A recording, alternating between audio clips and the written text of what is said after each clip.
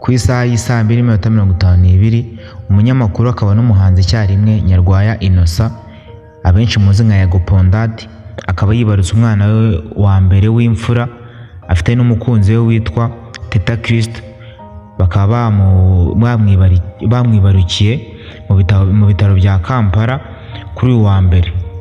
Uyu ari n'amakuru yatugezeho muri kano kanya ubwo byaje gutangazwa na nyir'ubwite Yago Pondati ubwo yatangazaga ko we n'umukunzi we bamaze kwibaruka umwana wabo wa mbere. Gusa ntituramenya niba ari umuhungu cyangwa se ari umukobwa, ntabwo turamenya izina rye neza. Gusa amakuru y'ingenzi ahari ni uko uyu Yago Pondati yamaze kwibaruka umwana we wa mbere.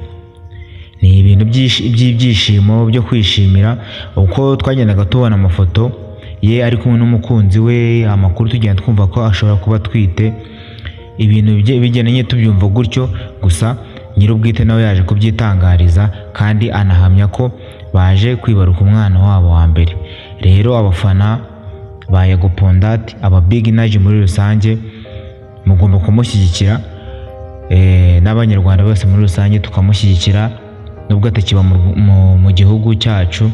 Gusa uko byenda kose ni umunyarwanda kandi turamwemera, turanamukunda. Hari aho yavanye abanyarwanda bamwe na bamwe, hari n'aho yabagejeje, ndetse hari n'abo agifasha nubwo ataba mu Rwanda. Ni ukumushyigikira rero, n'andi makuru aragenda aza